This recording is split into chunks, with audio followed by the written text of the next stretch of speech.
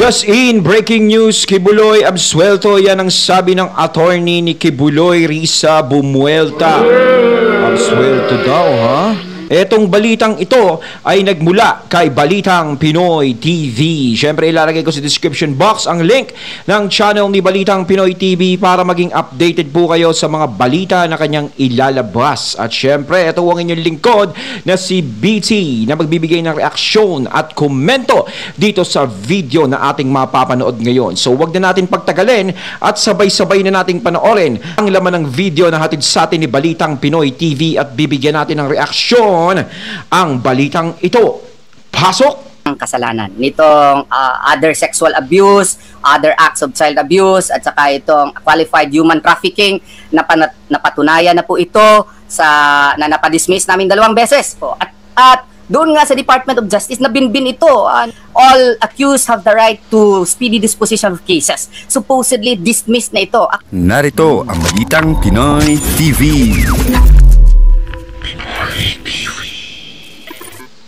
Magandang araw sa atin lahat mga kababayan. Dito na naman tayo sa another episode ng ating vlogs. Pag-uusapan natin ngayon, ito po no.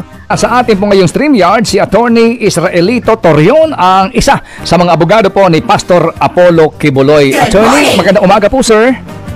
Hello, magandang umaga rin sa lahat ng nakikinig at nagmamasid ngayon sa inyong istasyon. Apo, salamat na marami, Attorney. Attorney, may panawagan po kay Pastor Kibuloy ang kinauukulan. This morning po, NBI Amin Nakapanayam, Senator Bato de la Rosa, at maging mismo ho ang mga taga-gobyerno na kumaari ay sumuko na lang po ng kusa si Pastor para po harapin ang kanyang kasong kinakaharap po dito nga po sa Prosecutor's Office at sa Trial Court. Ano po ang tugunan yung kliyente?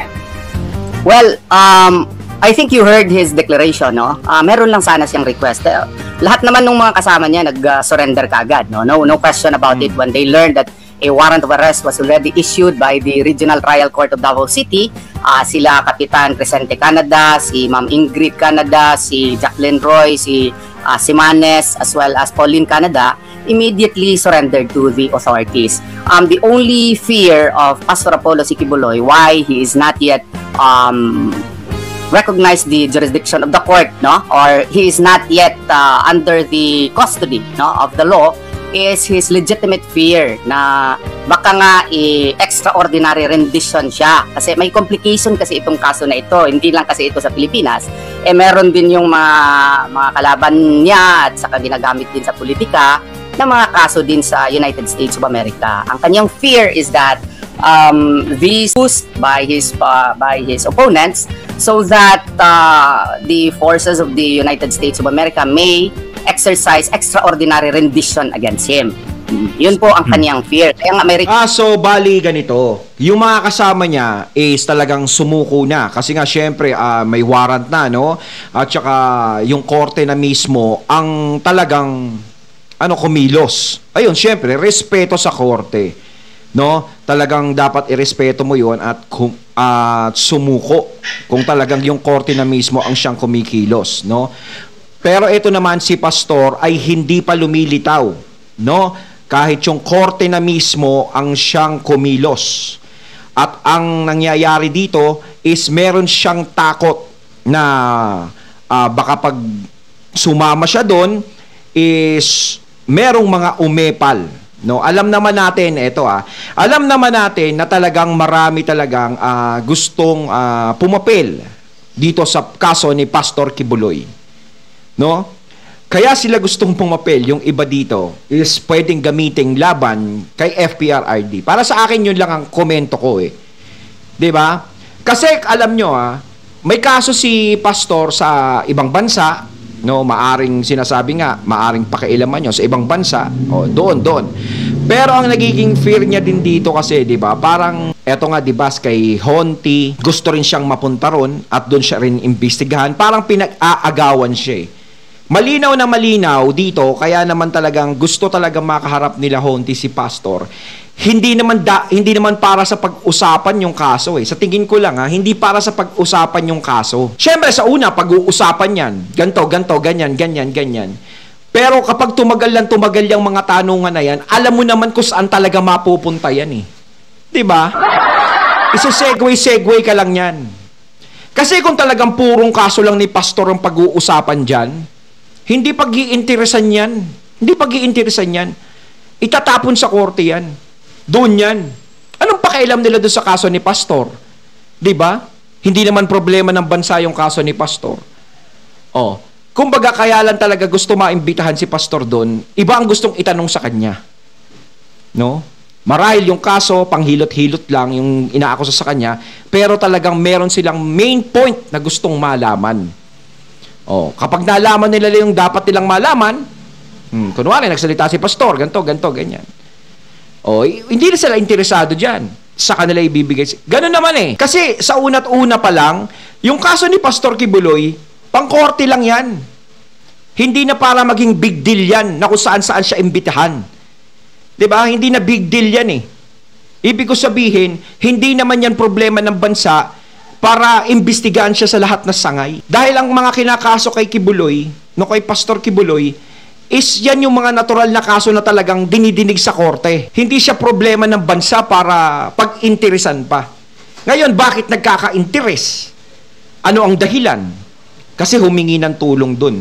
Sinasabi nga natin palagi, pwede nyo naman siyang ipasa sa korte. Diba? Ipasa nyo siya dun.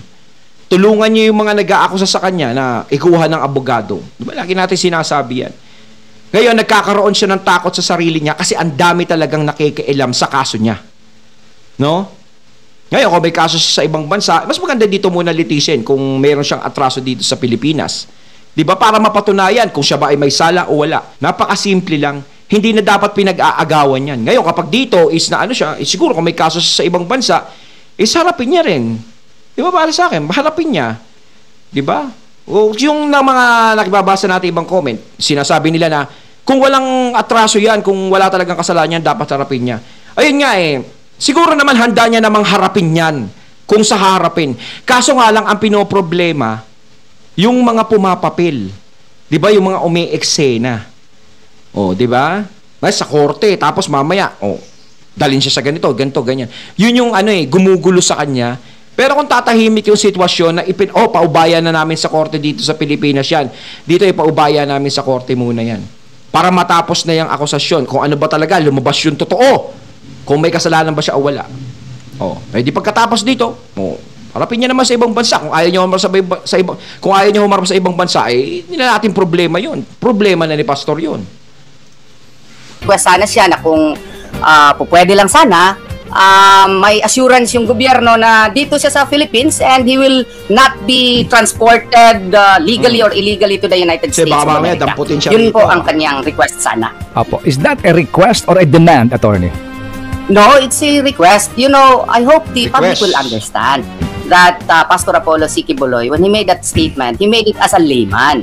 He may be a very intelligent man, but he does not know the intricacies of the law completely. He has certain ideas, but he is still a layman. He's not trained in the law. So at that time when he made such declaration, I was in Manila, also attending to some of my cases. So I did not know about that declaration. I only learned it later even from his leaders. So yun po ang Pero kung tutusin, kung mapapakulong nila si Pastor, no, yun ang iniisip nila, no, maaring mapilay ang kandidatura ni BP Sara sa 2028.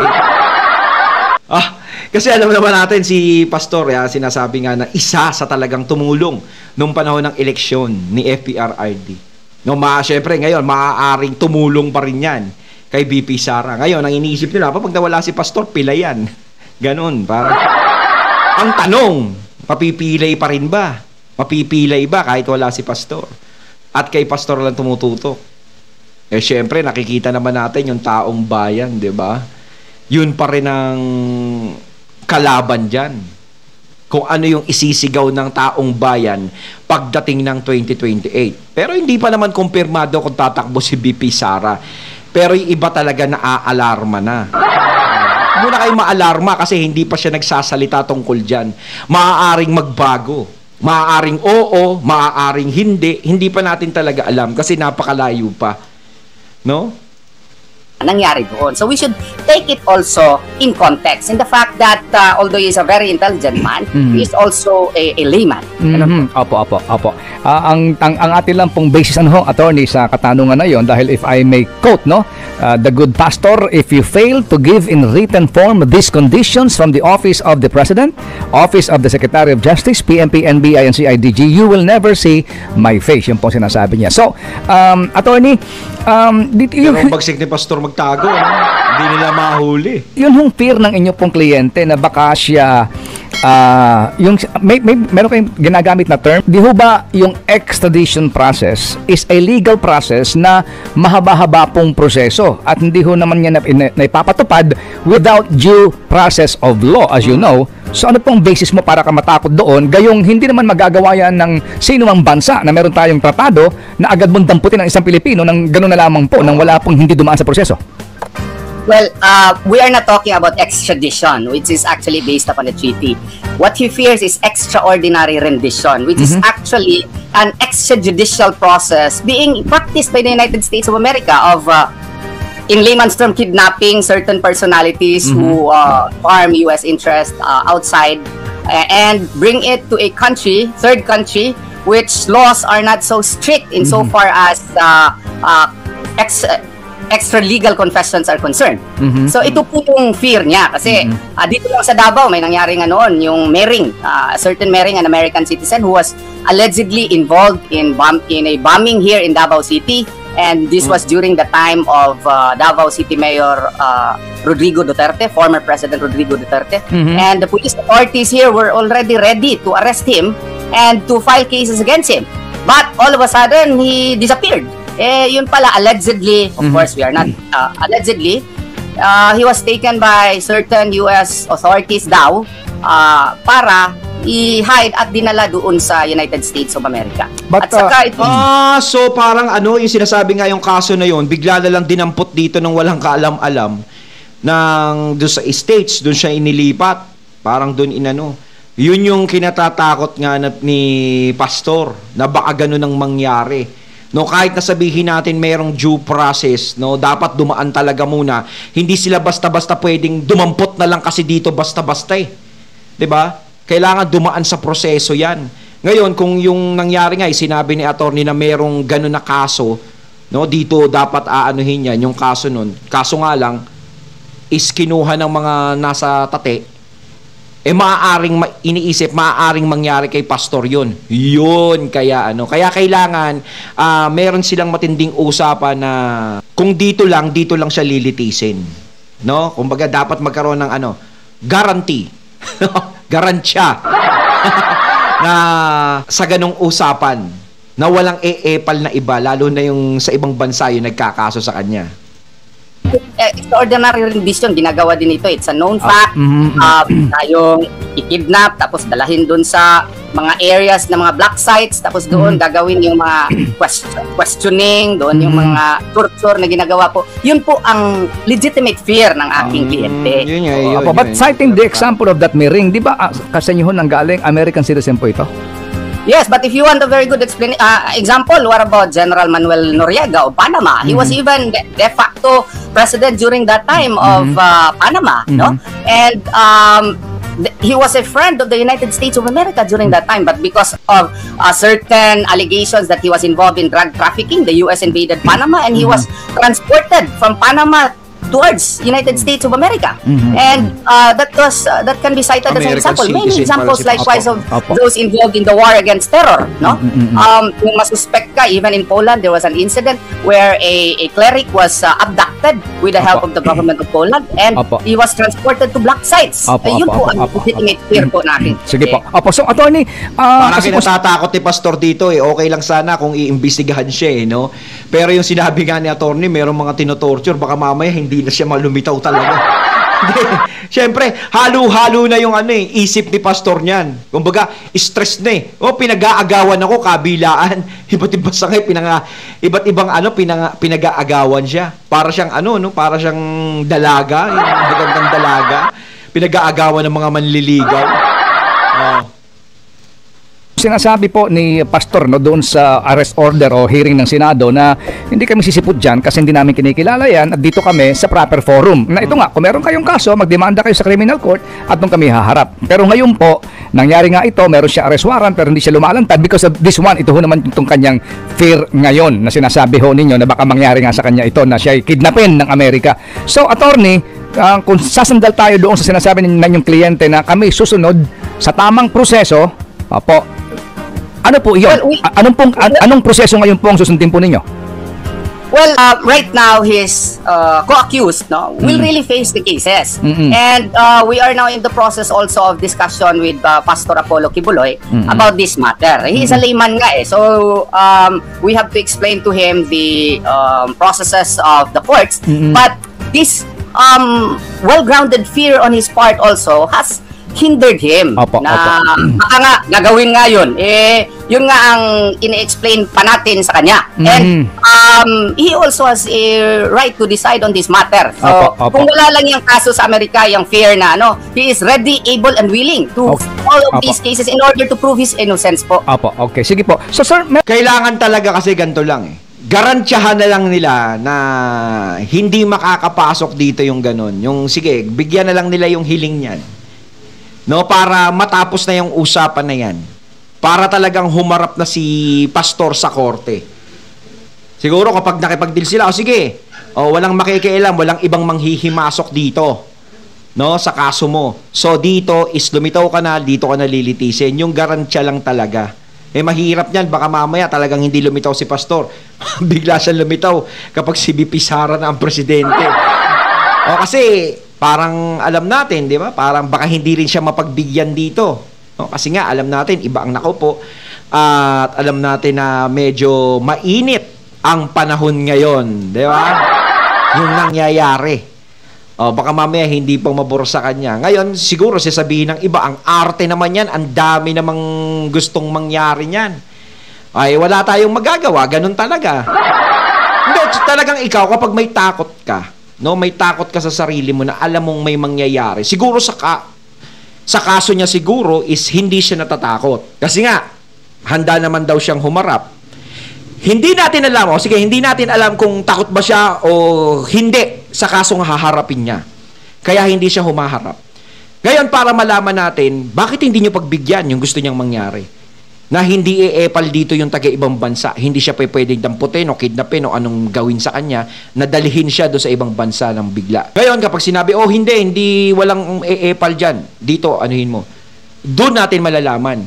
Ngayon, kapag wala nang ganon at nakapag-usap na ng maayos, na-deal na ng ganyan, at hindi pa rin siya humarap, doon na malalaman. Yun ang end game talaga. Ngayon, kapag bigla siyang lumitaw, yun ang ibig sabihin doon. Natatakot siya sa ganun. Meron bang kayo bilang abogado niya at sa kanyang legal team ni Pastor, is there a legal remedy to prevent that from happening? I don't know, pwede ba kayo dumulog sa nakatatas na hukuman concerning that na itong hinihingi nyo na kasiguraduhan na hindi po makikialam ang Amerika dito po sa kaso ni Pastor sa Pilipinas?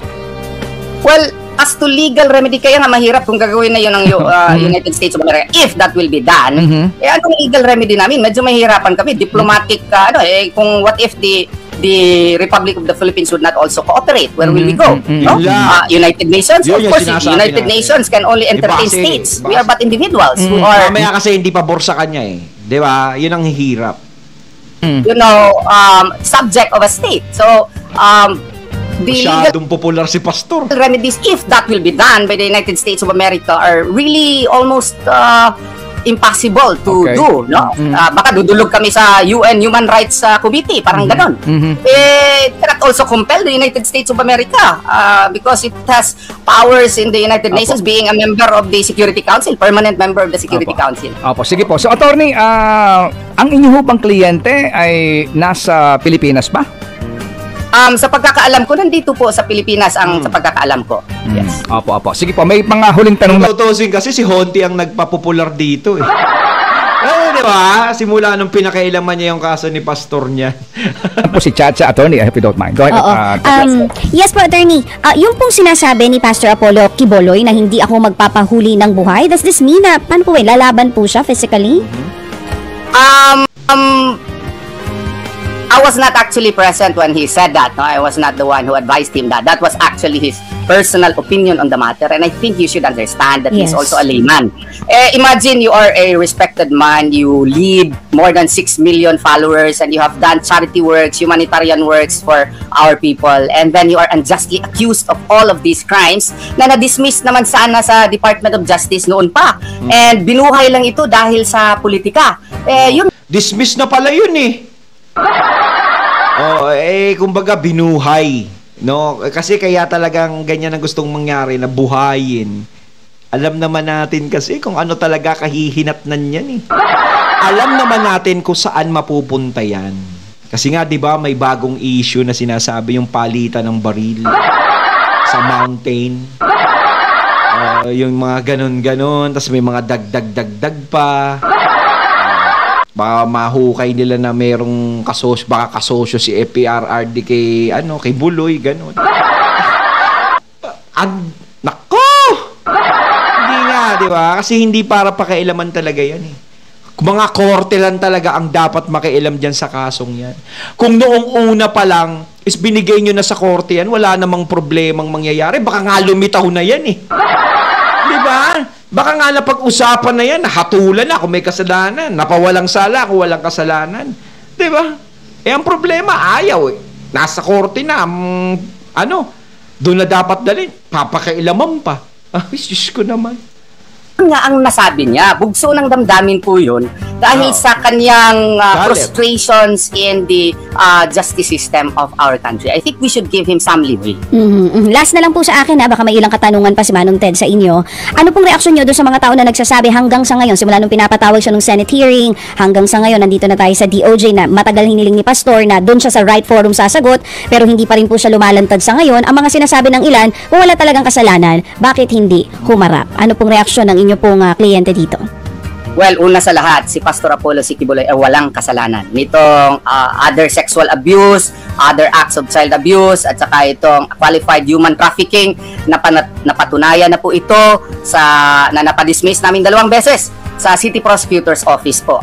At doon nga sa Department of Justice, nabinbin ito nearly 4 years. And if we will follow Tatad versus Sandigan Bayan, Kagang ruling, Kagang versus Sandigan Bayan, Katamko versus Sandigan Bayan, even Joseph Peñas versus Comelec, all accused have the right to speedy disposition of cases. Supposedly dismissed na ito. Akala ni Pastor dismissed na ito, wala na ito, no? And all of a sudden, because of the political developments of our country, nangyari ito, binuhay na lang ulit. So ayun, natating nato ngayon ang video na nagbula kay Balitang Pinoy TV. Ayan, no? Yun nga yung sinasabi ng mga tao, kung walang kasalanan, dapat lumabas. Paano naman lilitaw yan?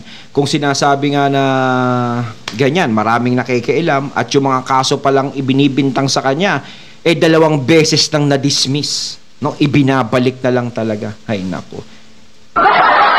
Kayo mga katunay, ang masasabi nyo tungkol dito? Comment lang po kayo sa comment box. So once again, I'm BT and I'm out. Peace.